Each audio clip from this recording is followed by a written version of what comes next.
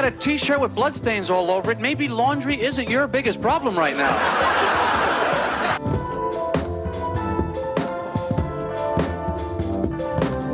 I remember the day the candle shop burned down. Everybody just stood around and sang happy birthday.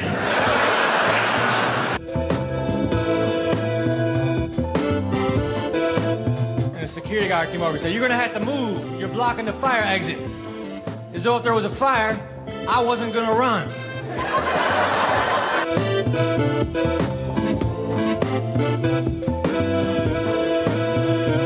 You make love to the right woman, Johnny, is beautiful, beautiful. I mean, the last time I made love to my wife, it was ridiculous. Nothing was happening. I looked at her, I said, "What's the matter? Can't you think of anyone either?"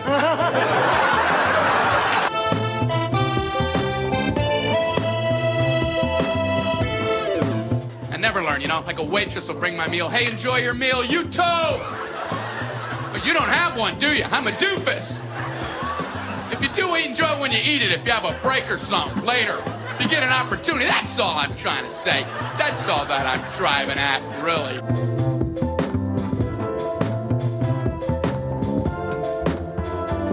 Hello, welcome to Comedy Think Tanked, a podcast with Leonard Kimball and Nick Gordon, two comedians who know how to take a drink and have a thought.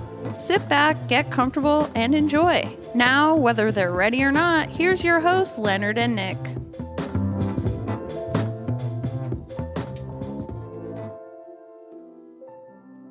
Hello, and welcome to Comedy Think Tanked Podcast. We are your hosts. I'm Leonard Kimball with Nick Gordon. Nick, how are you doing? Hello, Leonard. I'm great. And how are you? I'm fantastic. Excellent. I'm very excited about this episode. Yes, this was a first for Comedy Think Tanked. Mm-hmm. Several firsts. The first time interviewing someone who's not a stand-up comic. Mm-hmm. Interviewing someone we didn't actually know beforehand. Yeah, never had met once. Yeah, never once. Yeah, it was a little interesting, and Yes. And we drove quite a great distance to do so. Which it was fun. It was a nice day. Yep. I thoroughly enjoyed doing it. Also, the first time we've had meat pies made for us. Oh, yes. Yeah, lunch was provided, and it was delicious. Right.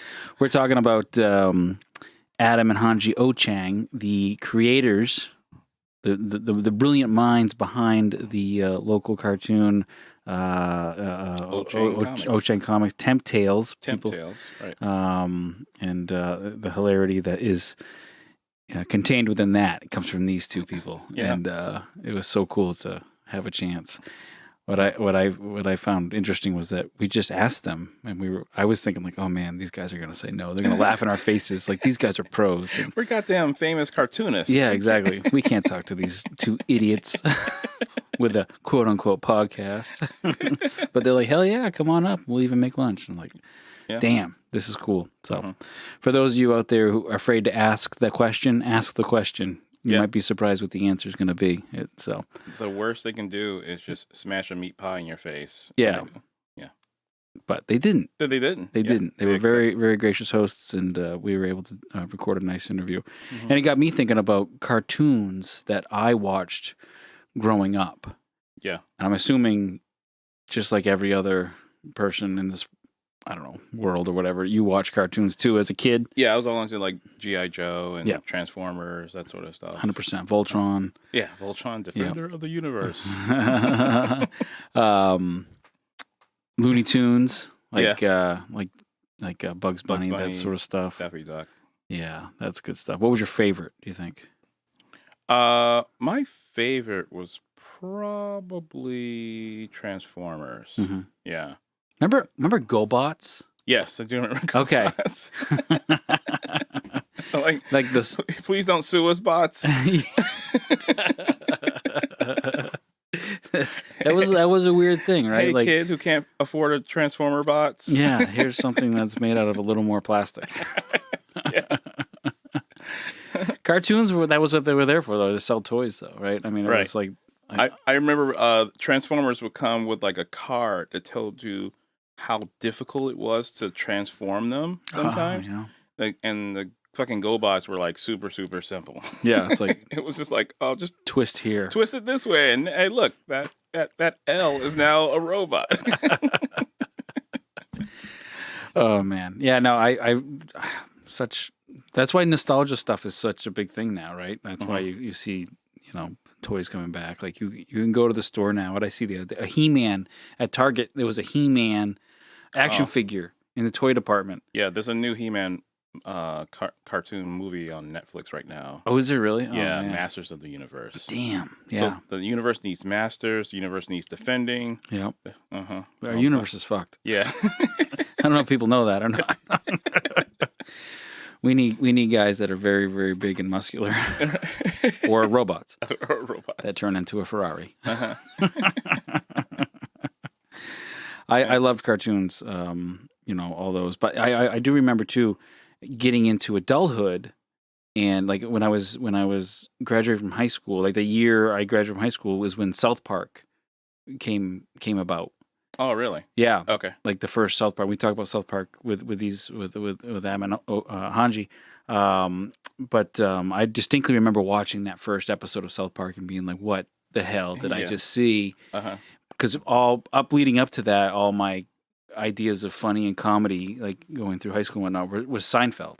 Like watching episodes of Seinfeld. Yeah. I was like, oh, this is great. I love this. And, watching stand-up comedy on Comedy Central and whatnot, but then I'm like getting to be an adult. I'm 18 years old, man. I'm an adult now.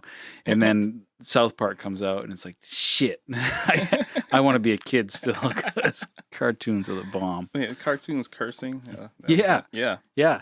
And then now we have, as we are here, many 20 some odd years later, a cartoon about people that I relate to.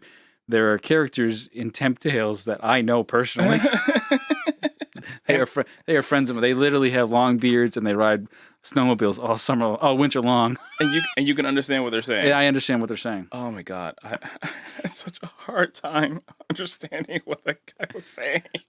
Like, I can tell that he's like expressing some feeling. He's using words that somewhat resemble the English language that I was taught in elementary school. I'm glad I was able to interpret that for you. It was helpful. Thank you. I try. Growing up around here, there is, in varying degrees too, like people who talk really strange. Yeah. Oh, okay. And other parts of the country have accents too, but like that down east Maine, Maine accent, I can't come up with something right off the top of my head that, I could give you as an example. But I think he put you on the spot. He did. And you couldn't. I couldn't do it. I'm like, damn it. But like if I was to write something out and, I could do it. But at the same time, when you hear someone, that's how they actually talk in day-to-day life. Uh-huh. And you sit there and you're like, this has to be a foreign language. Right. There's no way. There's no way people would actually, but they do, and they're much loved for it. Mm-hmm. He was really good. It was really good to hear him like slip into the voice, like just like seamlessly. It's like, oh yeah, you're that guy. You're the one that does that voice. Yeah. Yeah, it's kind of cool to see that in real time. Like watch somebody who does, that's not how he talks. Mm-hmm. He's the opposite, right, of that voice. And then Hanji does all the animation and hearing about how much work it takes to do an episode. It's incredible. Absolutely incredible. Yeah, it's definitely a labor of love for those guys, and they're both incredibly talented. Very talented people. And it was such a pleasure to sit down with them and have a conversation. Yep. And then lunch. I think from here on out, all of our guests need to provide us with lunch. Yeah. So if you want to be on the podcast, send us a example of a dish you can make when we visit. Yeah. Or when you come to, or you could come here. You come here to the basement. Bring even if it's just a bag of burgers. A bag of burgers each. I saw a kid with a bag of donuts one time at a baseball game. Just walking around with a bag of donuts. Like a player? Yeah, he's like a bag of donuts. Coach, I need these. This is my energy. This is breakfast and lunch. Timmy, get in right field. Come on. Put that down. Good Christ. All right, let's throw it to our interview. So, please, everyone, please enjoy Hanji and Atom O'Chang of O'Chang Comics. Thank you.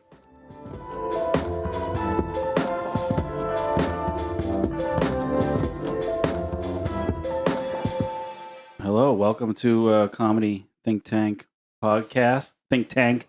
I was gonna say you didn't even say it right. I know. I'm sorry. It's been a long drive up here to Rockland. We are here with the creators of Temp Tales, O'Chang Comics, Hanji and Atom. Welcome, guys. Hey, thanks for having us. Thank you for being here. What's going on? It's a nice weather day, isn't it? It's pissing like a double-cunted cow on a hot rock.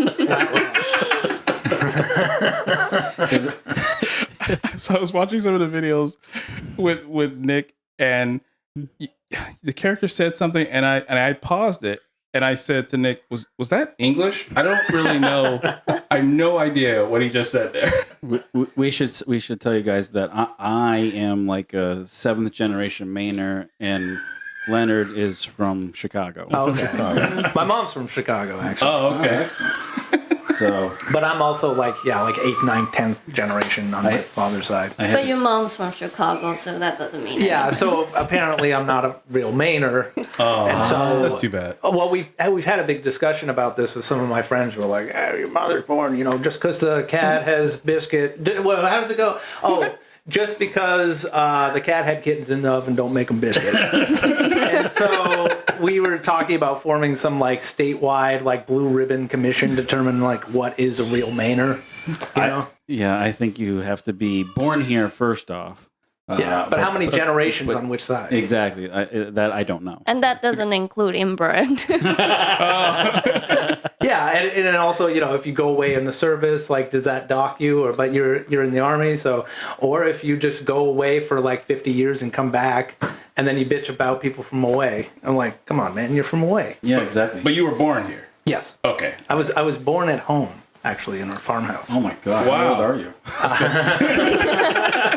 It was the 70s, so back then, doctors were awful, and my mom had two my brothers, and she was just fed up with it. So she's like, I'm going to have him at home. And the doctor goes, you're going to have a dead baby. That's literally what he said. That's what the bedside manners were back then. It was awful. Have some opium, and here's your dead baby. Yeah, exactly. I mean, she described the doctor would come in, my brother was born on New Year's, and he was like, woo, show up from a party and just be like, hey, how's everything? All right, I'm going back to the party. Everything looks good, It was just nasty. The 70s there was something wrong with people back then. It was all the lead in the gasoline. Yeah. So. And then Hanji, and where were you born? I was born in Taiwan, Taipei, Okay. Taiwan. Sorry, that's our daughter. Squealing. She's very, very excited. We call her Squealy Dan. Yes, or Snacky Chang. Snacky Chang. I gave her some candy to keep her busy downstairs. Probably a bad idea. Awesome. Anyway, I'm from Taiwan. But I grew up partially in South Africa in the 80s. And then I met Andy in Taipei, and I came back with him here with no idea what I was getting into. When I met her, she had a big mohawk, actually. Yeah, I did. Oh, that's awesome. Cool. Yeah, and she'd wear fishnets and all the. She's Yeah. really weird. I was in a punk band, actually. back then. Yeah, I was a groupie. Yeah. Oh, Not exactly. We met at the bar, I think. Yeah, we did. well, it shows some commitment to have a mohawk, and then to eschew the groupie name. Right. No, I'm not a groupie, but you have a mohawk. Yeah. Were you performing in Taiwan in your punk band?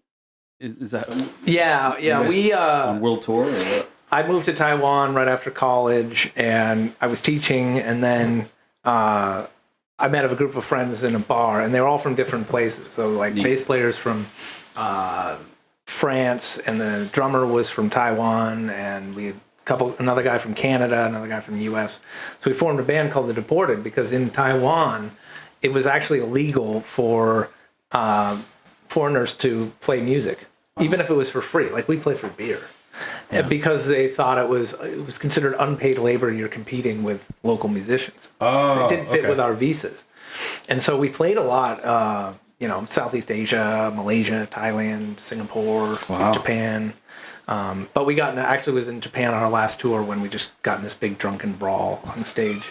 We were like fighting on stage. We were like, one of them jumped off the stage and started hitting like one of our fans, and then carried on into the green room. And these Japanese guys that were there from the night before were like, "We came to see the show.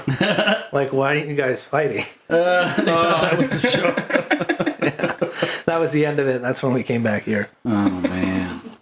You weren't like infringing on some like mixed martial arts union, anything like that? No, I don't think so. Okay. There was nothing martial arts about what was going on that night. You've never seen a punk band brawl amongst itself, have you? No, I've never seen it.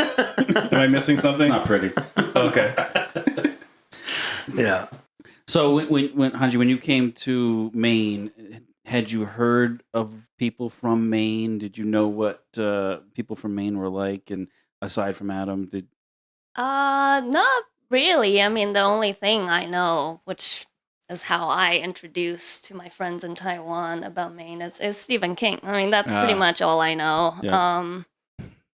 Yeah. No, I have no idea. And just like what you said earlier, watching a cartoon. I mean, I'm animating the cartoon, but sometimes I have no idea what he's talking about.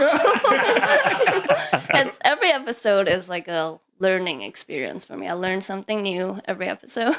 But your style is, I mean, all the visual gags, a lot of that's Hanji, because you get a lot of that influence from cartoons that you grew up with watching, right? Yeah, I watched a lot of Japanese anime when I was a kid. So most of that. Yeah, and a lot of people compare our cartoon to South Park, which I take that as a compliment. But the style really is a style that I was doing since I was in 5th grade from animation called Chibi Maruko from Japan. So I just want to put that in there. We're not copying South Park. Well, it's kind of from, it's based on like this rural town in Japan, right? So there's kind of some similarities a little bit what we're doing. A rural fishing village. Yeah. Oh, really? Yeah. Okay. But they don't have Alan's coffee brandy. No, it's about a little girl, so unfortunately, that no Allens, no sea hash. Probably not. Yeah, we were thinking about that. Like, it is very similar to South Park. And Yeah. I didn't know if that would be a compliment or not. But it's a compliment. Yeah. They are kind of successful. I used to get into that because I was like, well, we're not trying to like be South Park. Yeah. Like, I was trying to, like, I was writing these journals about working on an island for years when I was a painter and a landscaper, just about people I met and stuff. And I was trying to do cartoons, comics. And I couldn't draw. They look like shit. I'll just show you sometime. But so when I met Hanji, I was like, "Oh, you're an artist. Maybe we can work together." And so we started out doing a web comic. That's why it's called O10 Comics. Yeah. And then Hanji had to do a animation for a class at Maine College of Art. So that's how it turned into Meat Recall. And then everybody wanted to see more cartoons, and so we forgot about the. But we actually have a comic book. Oh, really? A lot of people don't know that because cartoons were what worked. Yeah. Wow. Yeah. And what sparked the name Temp Tales?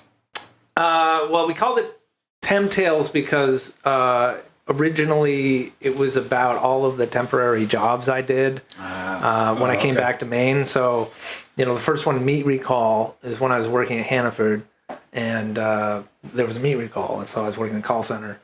And then I worked in a warehouse, and we did a cartoon about I was working at a homeless shelter, and some of it, I worked at a day labor place, which was interesting. So these are all culled from real life experiences. Yeah. I mean, they started to be, and then as we started making the cartoon more, we decided to sort of branch out a little bit. The characters all, are people that are in my family. Yeah. Yeah, mine too. Mine Yeah. too. I mean, a lot of them are based on my cousins and my dad. I actually have a friend who is a big snowmobiler who was very excited that I'd be talking to you guys. Oh, nice. And he is the epitome of these characters. Oh, yeah. Oh, they loved it. I mean, I remember we went up to Aquasic one time. Yeah. And, you know, it's all snowmobiling up there. And everybody, Even like, in the we're the summer. only ones with a car. Seriously, everybody was on, everybody's on motorcycle. I mean, on snowmobiles. And so we went in and they were actually, like, watching our cartoons at the bar. Yeah. Oh wow. What was that experience like to have random people in a random place watching something you created? It was weird because we just made a short cartoon and we shared it with our friends and family, and then we got like 10 hits or something. Yeah. And then somehow it got from my mom, probably. Yeah, probably it was a lot from my mom. She doesn't even understand English. that Yeah, well. it was like at least half of them were from like Asia, and then we started to see our numbers go up. We're like, holy shit, we got 1,000 hits, 10,000 hits, and then like I think we have like 600 or 7,000 hits now. But I started tracing it to like gun forums and snowmobile forums and hunting forums and stuff, and so it spread through there. Yeah. And then like at one point I was like, okay, our audience according to Google Analytics are like 20 to 40-year-olds living in Lincoln, Maine. So I was like, who is sharing this in Lincoln? And all these guys are like, dude, I showed it to all my friends from watching it all the time. And I was like, okay. It's funny you say Lincoln, Maine, because that is where my parents were born and raised. Stinking Lincoln. Yes. Wow. Yeah. Is it stinking Lincoln? Yeah, there's paper mill, a pulp mill. Yeah, it does smell. Really bad. Okay. Yeah. But and then we sort of branched off into doing more cartoons about my life working with tradesmen on the island. And during that time, you were actively journaling and keeping these stories. Like, how many years do you think that was? Oh, I mean, I started in the late 90s, and then when I lived in Taiwan, I'd often come back for summers and work on the crew. So it was for a number of years, like maybe 10 years off and on, that I was writing these journals. And then when I came back here, and I was basically blogging. Yeah. Like I had a blog, and so I was just writing about my experiences, thinking, oh, maybe I'll do something with it sometime.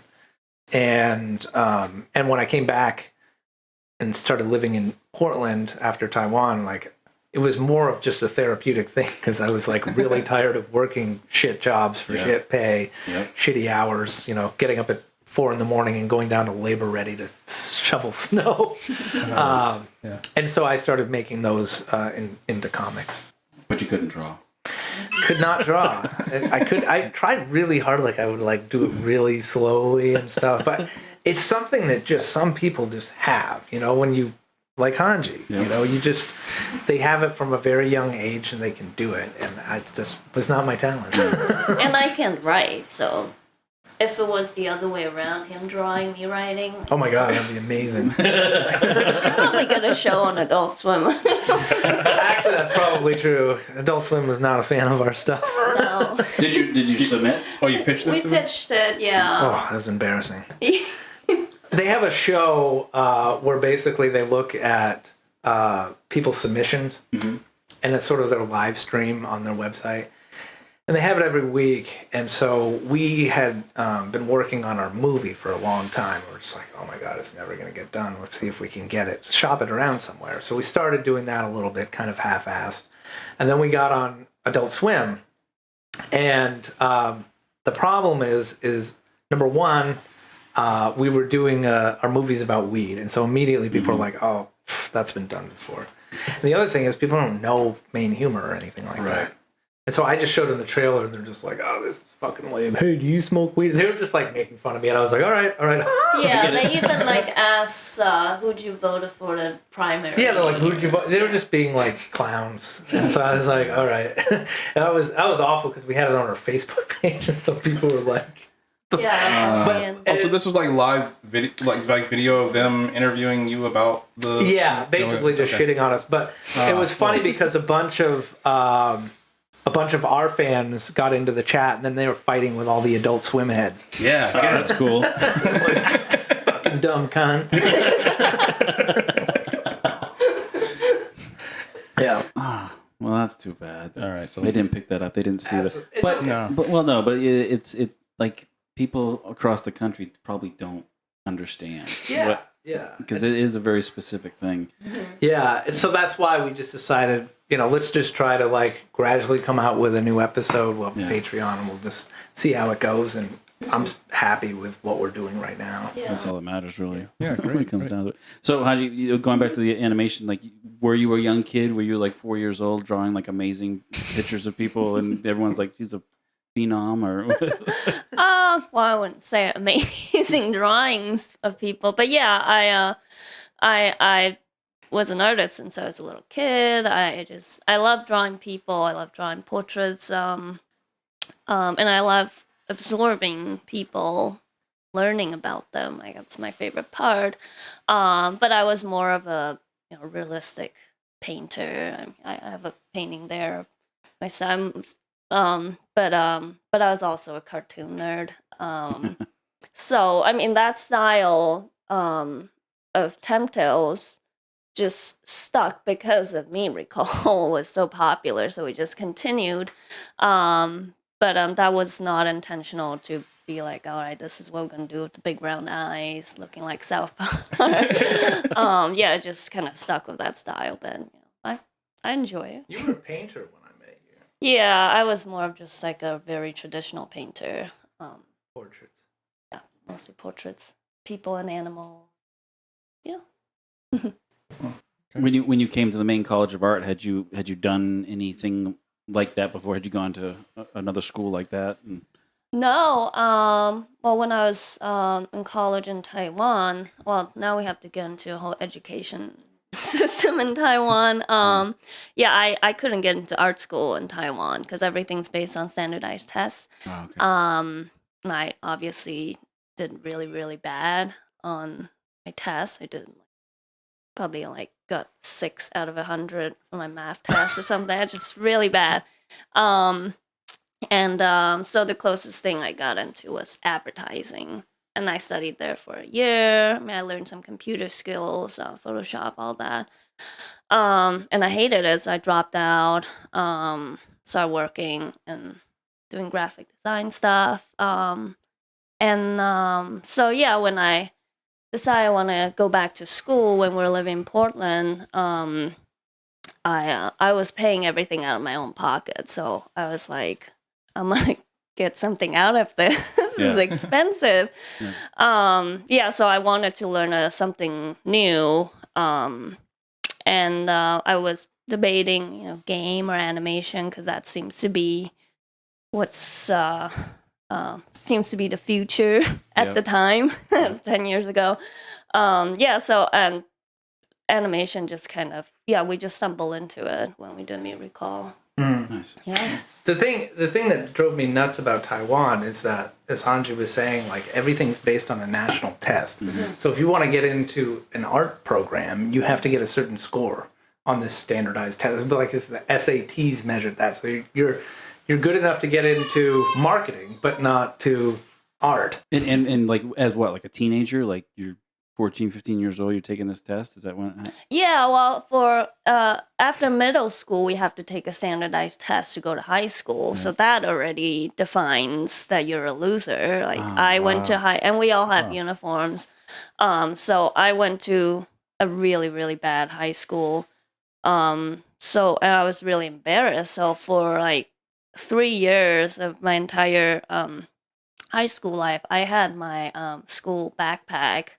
Well, we have to have like a uniform backpack, so it has the school name and everything. I wore my backpack inside out because I was so embarrassed of the school I went to. And then high school, and then we have to take another test to go to college. So both, 14 for middle school and then 17. But you're already being slotted into the different schools. So are you taking you're taking a test to get into high school and college, or into certain high schools? It's for high school and college. Well, for certain. So you have to take a test to go to the school. And is there any way to level up from where you were in middle school to high school, or is it like It's pretty much. I mean, if you went to a shitty high school, I mean, there's like a really slight chance that you're gonna get into a good college. You had that friend who was like, he went to a really good school and He had went the to uniform. the best school in Taiwan. He was super smart. And we all have to take bus or trains or subway to school every morning for high school. And my friend went to the best high school in Taiwan, and there's this other kid that went to like another shitty school, better than my school, but still shitty. They take the same route. And so one day that kid got off the bus, and then my friend knocked on the window of the bus, and he turned around, and my friend just pointed at his school name on his uniform and gave him a finger. Yeah, it's just, yeah. And that's pretty common. Very common. Kids are so mean. Yeah, they are. One of the things that when I was hearing about like the test you took on give an example of one of the questions on the art test. Oh, yeah. So I wanted to go to art school, so I had to take another standardized test that's based on art history, anything to do with art, but it's, like the random questions. I mean, the standard art history question, but then there was this one question that was like, oh, who was the female Mexican artist who got into a car accident and injured her uterus? What? Yeah, I mean, it was Frida Kahlo, but like, why does that have to do anything of me going to art school? You can't just draw a cartoon turtle and get into school. No. Oh. Yeah. That's I mean, ridiculous. everybody knows that, right? Yeah. I mean, obviously, it's You talk to any artist and they know that. Come on. any artist worth their salt. Knows that Frida Kahlo injured her vagina. Yes. I don't want to know actually the dynamics of the car accident to figure out why she. That would be horrific. It's very specific. You gotta Yeah, know it's the whole very thing. specific. 10 and 2. Did she injure her head? Did she injure B? Did she injure her foot? Or C? Oh, She man. injured her vagina. Mm-hmm. Mm-hmm. Oh man, that's funny. Yeah. Have you guys ever done stand-up comedy? You did the Pachakacha. That's not standard. It was when you did it. Have you ever performed in front of people? I mean, obviously you're in a band. I mean, I don't consider that comedy. I wasn't good at patter. Yeah, exactly. But it's always the people we've interviewed were all stand-up comedians and whatnot of some sort. Maybe some of them better than others, but Well, if anyone, it would be. I'm more of a behind-the-scene person. I mean, this is like a lot for me. I'm like shaking here because I'm used to being behind the scene. I let him do all the talking. She did some great presentations around doing slides of her work with Pachakacha, like down in Portland. Mm-hmm. I think it was during when Paul LePage was running. Yeah. And she had all these like we had a page called When Life Gives You LePage, and we do all these designs making fun of LePage. Yeah. And afterwards, this guy walks up to Hanji and he's like, "Are you a communist?" And she said, "Yes." As a matter of fact. You were wearing a Mao cap, I think at the time. that's great. Like, yes, thank you very much. Yeah. And he's like, "Well, yeah, you are." Thanks for noticing. Yeah, because that was like the worst thing you can think of to say to me is you're a communist. And all I did was show my illustration of LePage. Wasn't even that provocative. It was just all his quotes like, kiss my butt. We made like bumper stickers that said "Kiss my butt" and had LePage's bare ass with like with like lipstick on it, and like his fans were buying it because they were like, Yeah, it's very ambiguous. everybody. It appealed to both sides. Yeah. That's just it. When we were driving up, we were thinking like, oh man, imagine if they're big Trump supporters, because the cartoons that you have are probably something that relates really well to people. And not that matters one way or the other. Everyone's conservative and liberal depending on what day of the week it is. Yeah. Or how much toothpaste is in the tube, but Sure. so I mean, a lot of our fans, I think, are more conservative, but we don't really put much politics into it. Although we did have LePage in this movie that we've been working on, but more of making it sort of a bipartisan. You know, we had LePage and Mills and Sarah Giddy and all these people up there. They're like, hey, we just passed this new law that will give the exclusive contract to Linda Bean. So we're gonna screw over like all the small business or the little people anyway. Like it's bipartisan. Yeah, I mean, so I don't get into that. I mean, we get people suggesting like, hey, you should do like blah blah blah. Like we had like that right wing radio station, Howie Carr. They wanted us to. He wanted to be in the show, and we're just like, we can't. We're not going to do that. Like having Bud listening to it. I mean, maybe Bud would listen to Howie Carr. I don't know, but we just our goal is to. It's more of like trying to bring together people in the community from different sides and share the humorous things about living in Maine. Yeah, absolutely. And just really try to avoid it. Like I'm very political in my private life, but I just don't want to piss people off. And I think it's just best if we can find ways that we can share common ground. Yeah, and also the cartoon is just mostly about it is about like this blue collar working people lifestyle, and just happen to be that most of working people, a lot of them are conservative. So in Maine. Yes. Okay. Well, I think it speaks to everyone in the state of Maine and around Maine, because even if you are, very white collar, doctor, lawyer, whatever, you're most likely your parents were blue collar if you grew up here. And such. Yeah. So, or at the very least, your grandparents. Somebody in your family, you can relate to that person that's in that in this cartoon, one way or the other. Either you specifically or somebody you know. So. Yeah. I mean, certainly on my dad's side, like he grew up really poor in Augusta, and then he comes from a long line of dirt farmers in Maine. I mean, I think that's really our goal in that. We do sort of make fun of some powerful characters, but I think the point is I don't like to punch down on anybody, whether they're, no matter who they are. And sometimes I think some people might get the idea. I haven't really got that much, but I did get a question when I was on 207 once where he's just like, well, how are you, afraid of that people would consider you making fun of, people of a certain class or something. But it's comedy. It all comes back to we're making fun of everybody. We're not punching up or punching down. It's just we're making fun of what we see. Right. We're taking it in and we're putting it out in another format so everyone can digest this and come to your own opinion. But in the end, it's just we're trying to make you laugh. Right. And my whole point is like I work in the labor movement in my day job, and Bud is a total small business tyrant. So I don't, people can take that what they want, but actually, if you're working class, you probably have more in common with other people than you do with Bud, because Bud's a small business tyrant. That's why we had him. I don't know if you saw our Bath Iron Works video that we did. So they were on strike last summer, the workers at Bath Iron Works. So we made a video where we were addressing the issue of subcontracting out to non-union subcontractors. Yeah. And so we made a cartoon of Bud, Critta, and Atom like building a fucking battleship. He's like, the new frigate's done. Ain't she a beaut? It's all like duct taped together with like tarps on it and stuff.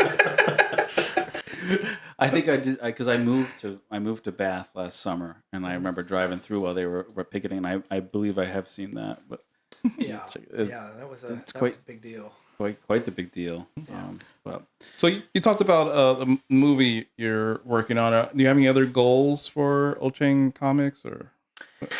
Yeah, for a while we talked about like whether we want to move on and do something else. Hanji has a kids channel where she makes she works with like musicians and they do kids songs, cartoon music videos.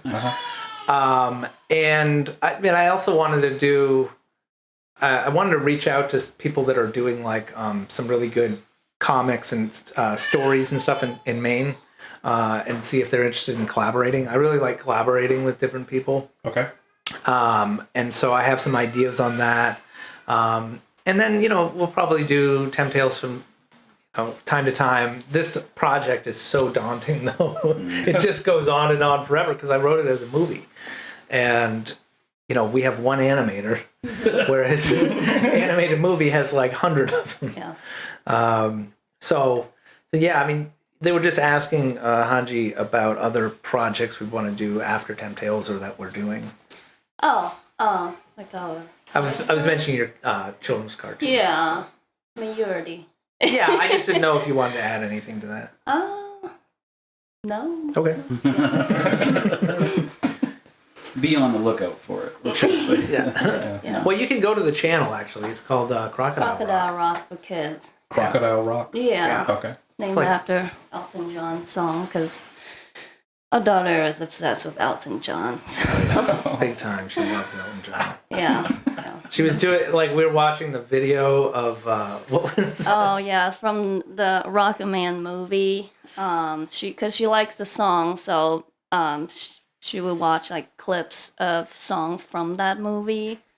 And, the scene, I don't know if anyone's seen that, the scene that Elton John was singing Rocket Man in that movie, he like took tons of drugs and he tried to kill himself in a pool. Yeah, he just like walks up. And that's your daughter's favorite scene?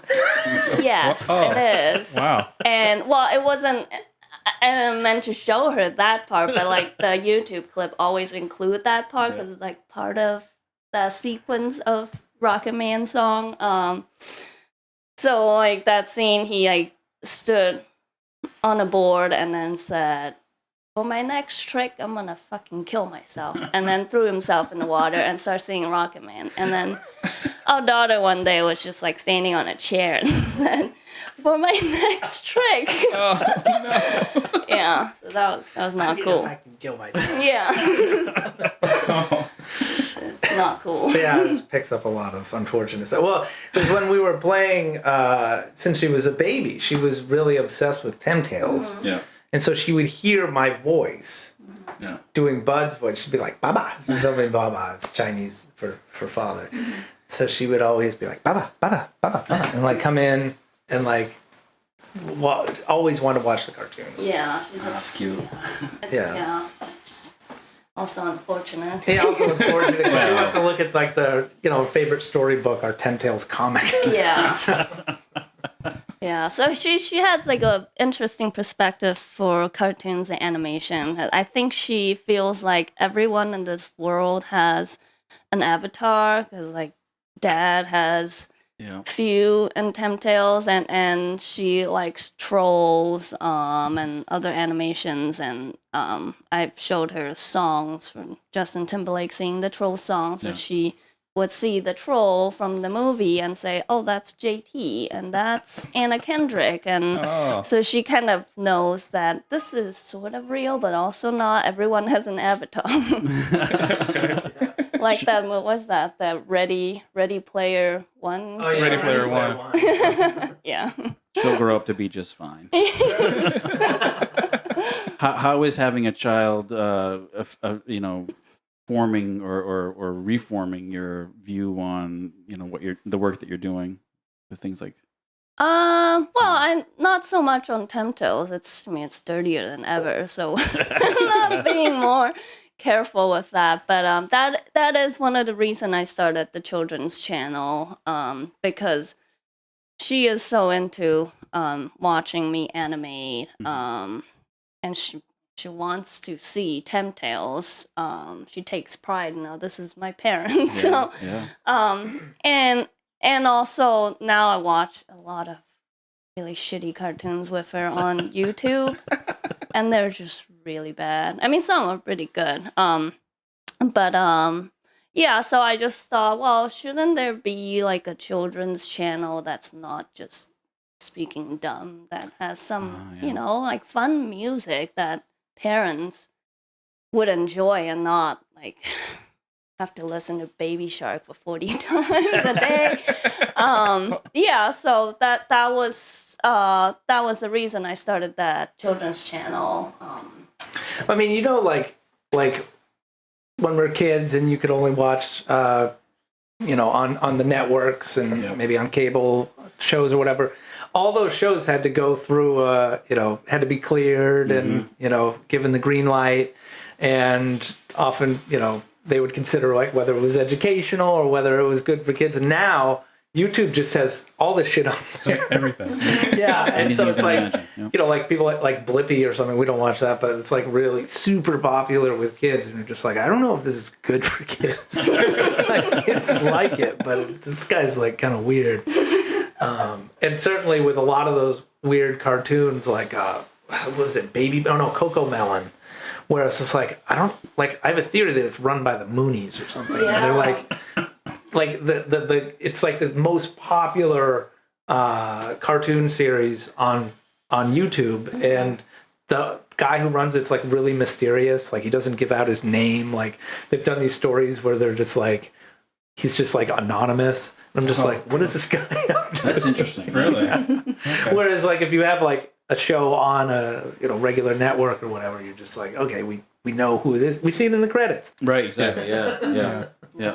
We were trying to think of cartoons growing up as we were driving up here. What cartoons we watched growing up, and what we remember from that, and Voltron, Transformers, G.I. Joe. G.I. Joe. Oh, I was huge into G.I. Joe. Yeah. Oh man. Obviously Bugs Bunny and Looney Tunes and things like Smurfs. Yeah, Smurfs are big.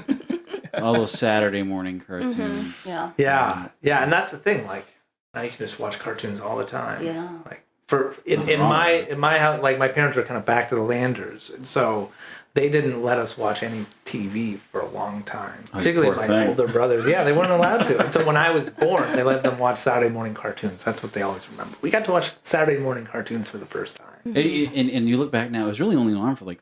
There was like 4 cartoons. It was like 2 hours worth, and then it's like, okay, now go outside and play. Yeah, it was like... And it was only 10 o'clock in the morning. Right. And they were all ads for toys. Yeah, they were. Oh, yeah, that's all it was. Yeah.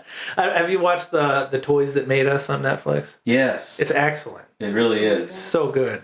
Because then you're like, oh, wait, He-Man wasn't created by this story and this writer and stuff. They're like, we got some toys. How do we sell this? Yeah, let's make some more characters so we can sell some more toys. Have you guys thought about making toys for your characters? We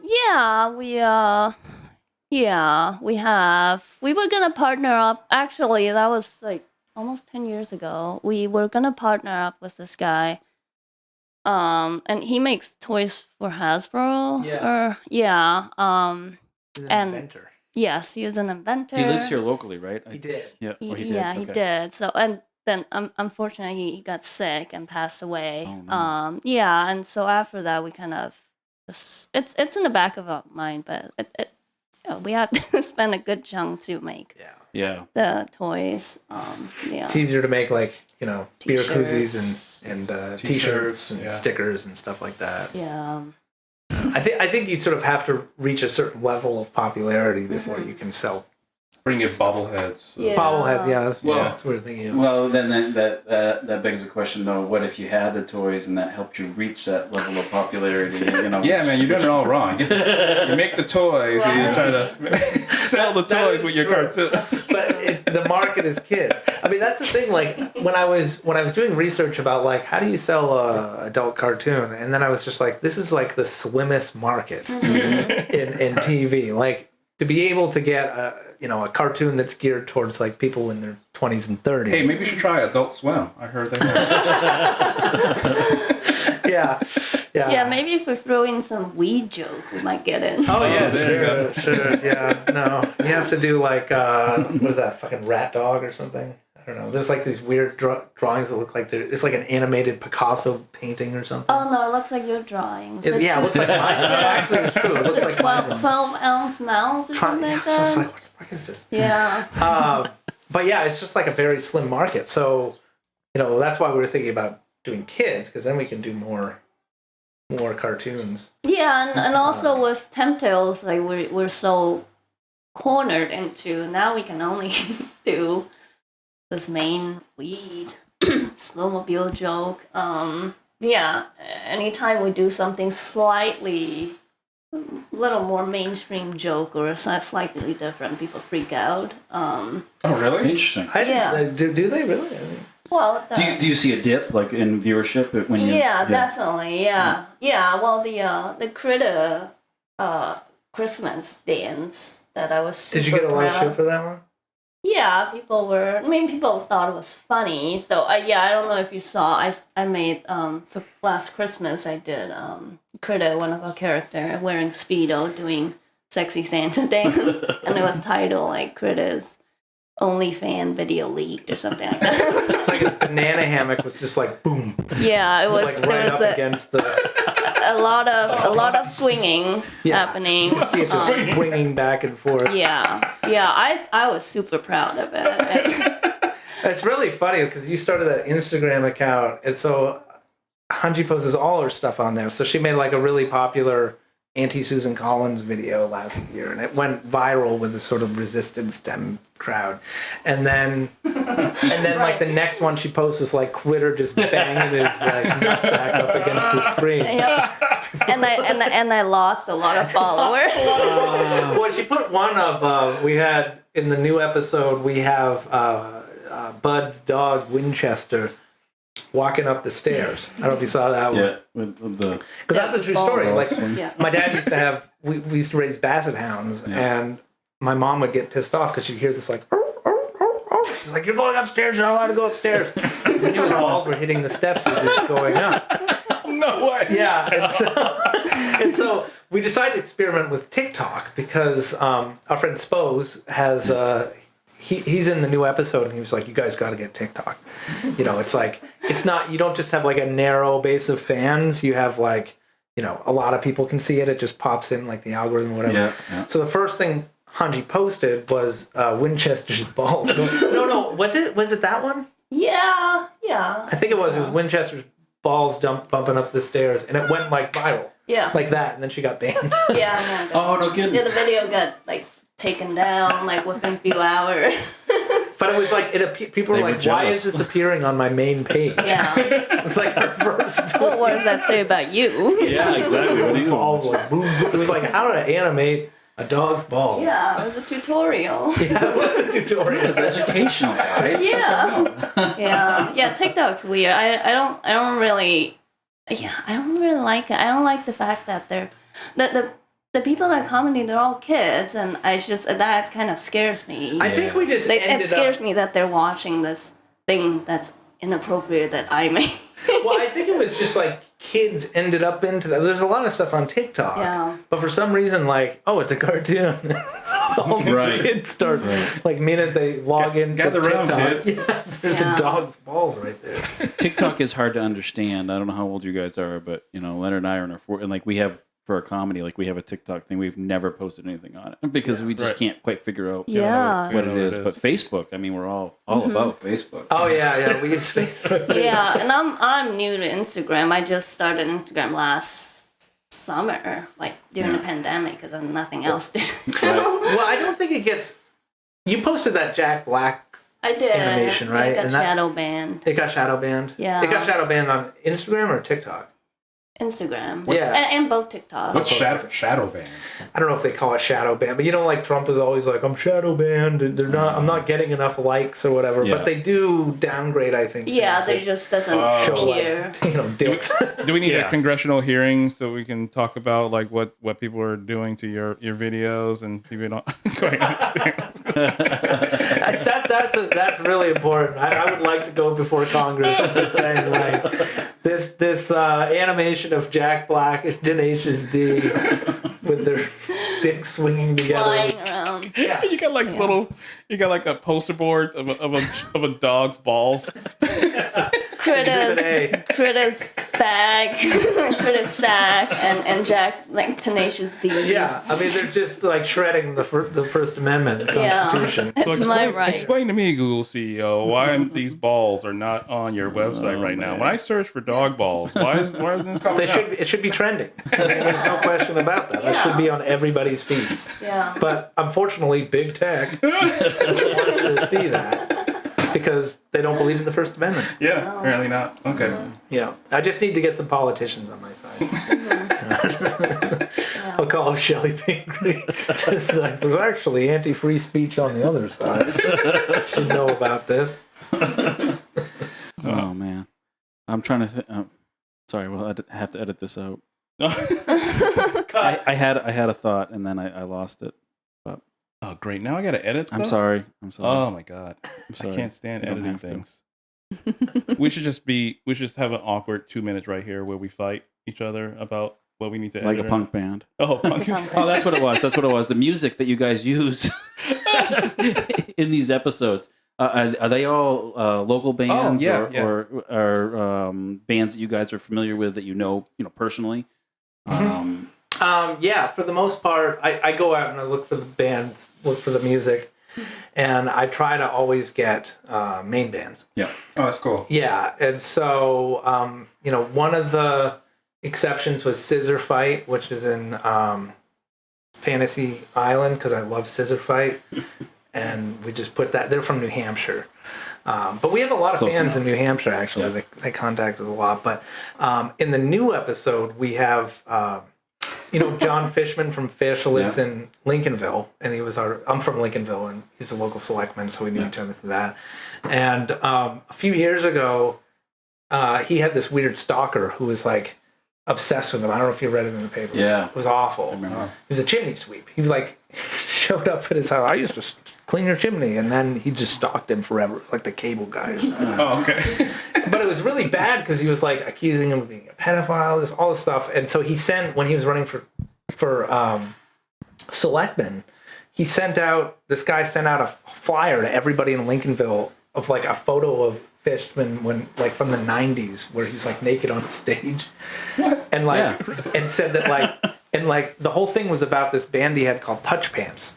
And I was like, Touch Pants? Touch Pants. I was like, what's Touch Pants? It's like, it's a crude, disgusting thing. And there was like a picture of John Fishman like playing drums with these like dildo drumsticks. I was like, I need to know more about that. Yeah, exactly. Playing drums is hard enough. Yeah. So I found this interview. It's like his side project.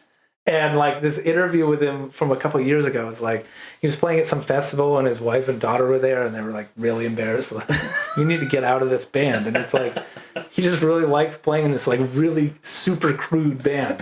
Like the singer has like a Gigi Allen shirt on. And it's just like, shit in your hand and fuck it. Like that kind of stuff. And so we were like, okay, we got to get this one. So we have John Fishman in the next episode. Oh, excellent. Cool.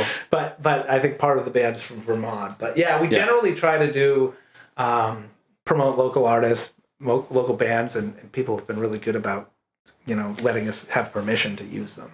That's great. Yeah. Do you have other? So I assume you've had other people do the voices, or sometimes on other episodes. Do you still have other people doing voices on the show? Yeah, like I do a lot of the voices because I try to do like our main cast is like me and Frenchie who does the voices of Garth and Bunny and does a lot of the background yelling and screaming. She's really good. And then my friend Ben, who is a former police fire chief in Lincolnville, and he does the voices of that, like, you want to hear how my friggin' can sounds?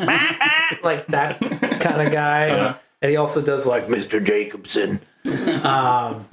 And who's another key person we have? Those are sort of our main cast, isn't it? Oh, and I started working with somebody from Islesboro, who's really great. Her name's Kate. She does the voice of Lisa Dean. Yeah. We're sort of expanding that a little bit, but it's really hard because I don't, you need to find somebody who can act a little bit to do that. And it's hard when I find somebody that really want to be in it and then it just doesn't work out. Yeah. Yeah. So I was working with a guy who was great. We called him Crazy Q, and he was really like one of our fans. And so he was helping me write stories and stuff like Smelton. He wrote that. And I remember recording with him, and by the time I got to the place to record, he and Ben were pounding beers and smoking weed and stuff. And I just couldn't get him to do a Maine accent. I'm like, you talk with a Maine accent. Yeah, this is natural. Yeah, but he sounded like a Southerner. And so the only part I could use from him was just this random guy shows up in Stomagain and he's like, give it to a hat, dude. But yeah, I mean, we would love to find more, voice actors and stuff, but it's such a labor of love. Like, we don't have any money to pay people, really. I mean, except with, like, swag and whatever we can do. But, I was just going to say I'd love to be in an episode. I can kind of do a Maine accent. You can? Oh, I'd love to hear it. Well, I see it on the spot now. Yeah, go for it, man. That makes Like, it really hard. do an impression of, like, an old coworker or somebody you grew up with. What would give me a line? I don't know what they said. Yeah, neither do I. So. Oh, I'm just saying, like, because a lot of the catchphrases that I got in my cartoon were just people I grew up with. Like, we would break blueberries, and they'd be like, "Fucking Steve on a guy," mocha tires. Like, when they get, I remember my crew boss. He was getting pissed off because everybody's sitting on their buckets all day, not raking, and he's like, "Get back to work." And they were just like these guys, we call them the bucket brigaders. They'd be like, "Fucking mocha tired clip, give it to a hat." And then finally he'd be just like, "All right," just like doing donuts in the field with like red smoke coming up from the field, from the soil, or whatever was in there. And then they were just like, "Oh my God." And he's like, "Now get to work." And he's like, "All right." Just laid a smoke show, and that's what got him to work. That's what induced him to work. That's a good story, yeah. So what were some of the phrases that we listened to? It was like, it's colder than a polar bear's touch hole. Yeah, touch hole was like something, I thought my dad had just made it up. Like, when I was a kid, he'd call me Touch Hole Sam. So these are things you've actually heard? Sam, the monkey man. You didn't just make these up? You've actually heard these before? I've heard them, yeah. And so I was trying to figure out, because, like, every day, like, when it was really cold outside, we'd be like, "How cold is it?" My dad would be like, "How cold is it's cold outside." So we'd be like, "How cold is it?" And it'd be like, "Colder than a grave digger's ass," or "Colder than a witch's tit," or cold. And so I was like trying to come up with one that wasn't that hackneyed, and my friend came, "Colder than a polar bear's touch hole." But the other one they came up with, which I didn't use. Oh, I think we did. "Colder than a penguin's piss flippers." Piss flippers, right. We were listening to it and I couldn't understand what you were saying. I mean, besides that none of this sounded like English to me. But I was like, "Colder than a penguin's what?" Yeah, that was I think my friend Ben came up with it. Because when I went to the house that day that they were recording and drinking all that, they were rewriting my script. So they were like, no, you should say this here. No, like, the snowmobile, I was like putting all these words in it. And they were just like, "No, you got to say, she's got a nice fat pipe on her." And that's like they put the pipe on it to make it loud. Yeah, the can. Yep. Want to hear all my friggin' can sounds? And so they were... Yeah, and then every time they rewrite it, they don't think about that I have to come up with the visual.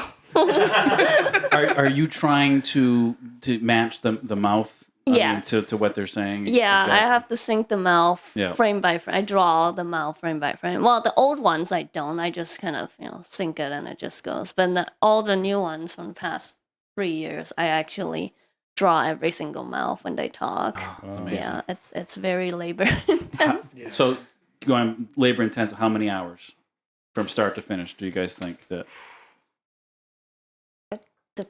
Ooh, that's heavy. Yeah, Depends on the length of the. Well, let's just say what's your average? 10 minutes. Like if you're doing 10 minutes of animation, are you doing 100 hours of time to put into that? More than that, definitely more than that. Yeah, crazy. And also we don't, because I animate for a living to pay the bills to create Temp Tales and diaper. So I don't.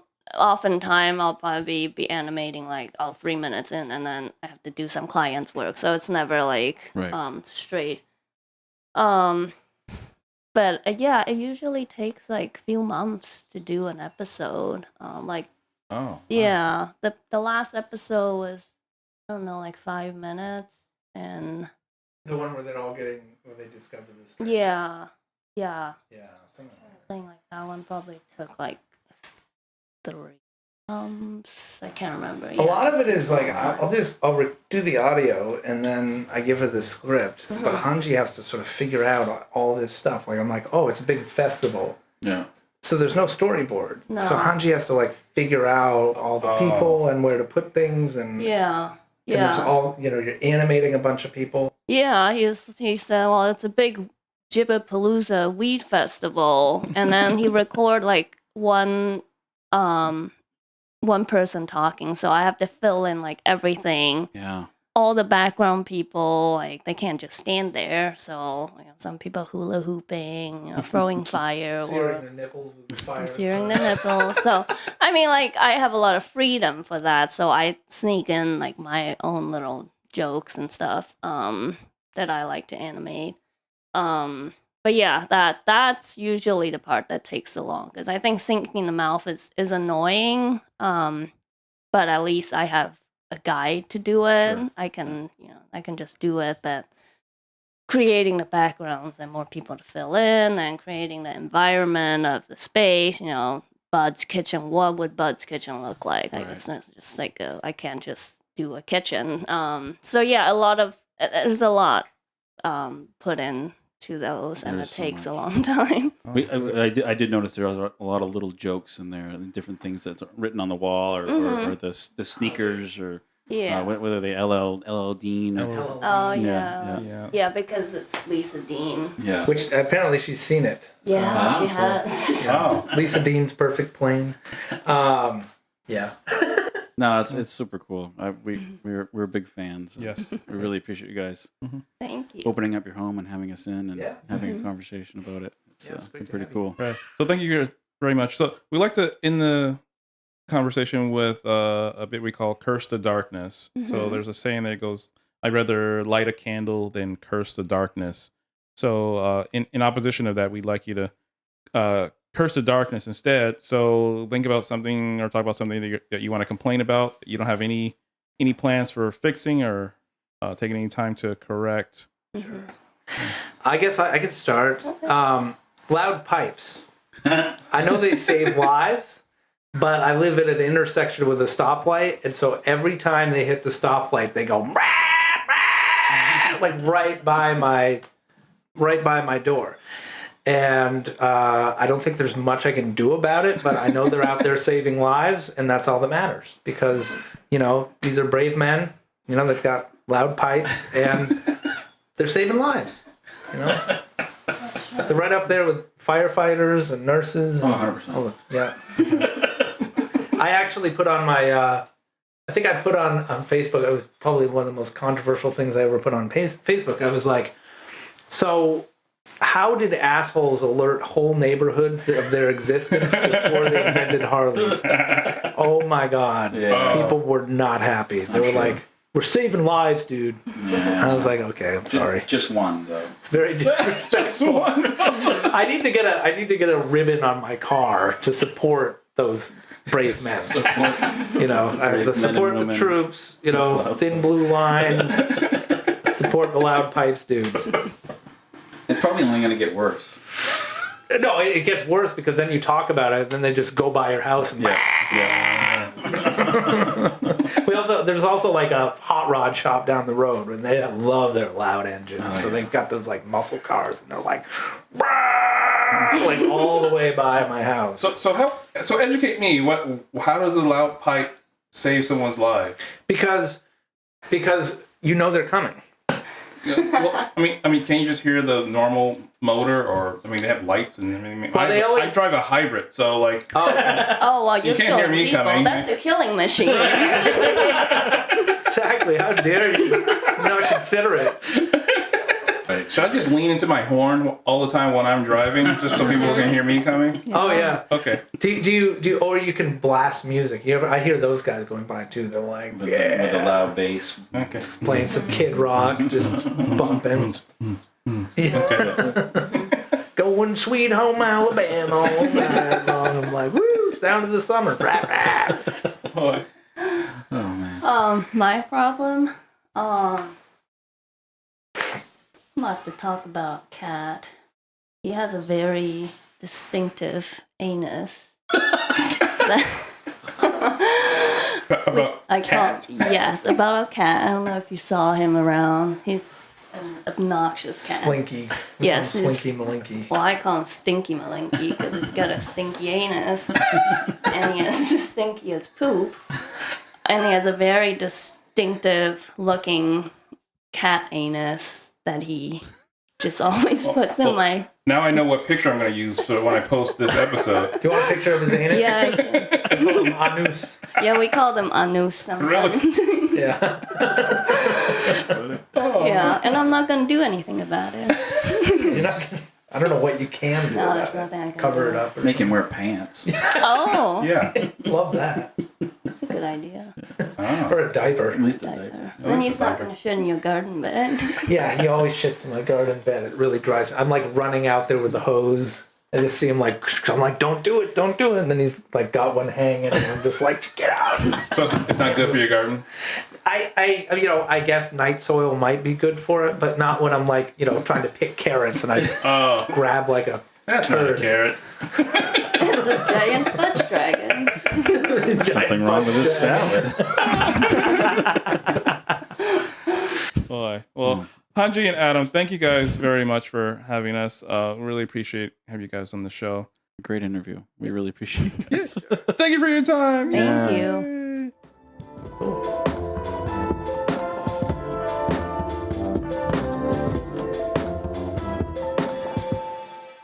That was Hanji and Atom O'Chang of O'Chang Comics.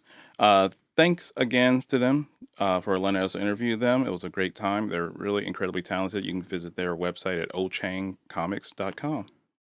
Yeah, absolutely. And don't forget, Hanji has a new project that she's starting up, children's cartoons. Right. That we don't have the name for right now, but we'll put it in. We'll put a link in there. Yes. And we want to promote that as well. Very talented. I thoroughly enjoyed that. Yeah, they're both incredibly talented. It was great to interview them.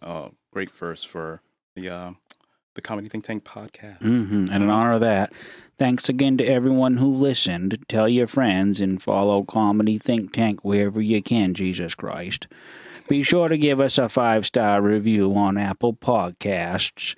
Find us on Instagram at Comedy Think Tank, goddammit. Twitter at Comedy Think Tank. And feel free to tweet at us whenever you feel like it. Let us know some questions you might want to ask somebody. Am I right or wrong? And then there's that website. We got comedythinktank.com.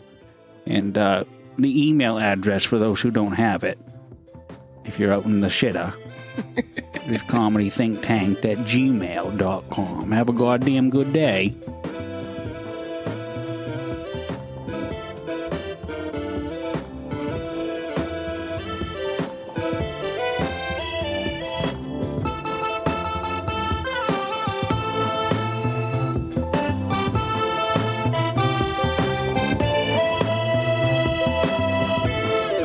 Theme music was written and produced by a minor, Ralph Birgfeld. No comedians were hurt in the production of this podcast. All audio snippets of actual funny punchlines were not written or performed by any of us or our subsidiaries. Rather, they are express written bits of professionals we admire. Let the civil actions be filed. Any opinion heard, actual or implied, is that of the Comedy Think Tank producers and their guests. Any slight, insult, affront, slur, disparaging remark, snub, rebuff, rejection, or spurning, no matter how derogatory, pejorative, or abusive you may feel it is, was not intended, but for comedic, entertaining purposes only. Thanks for listening.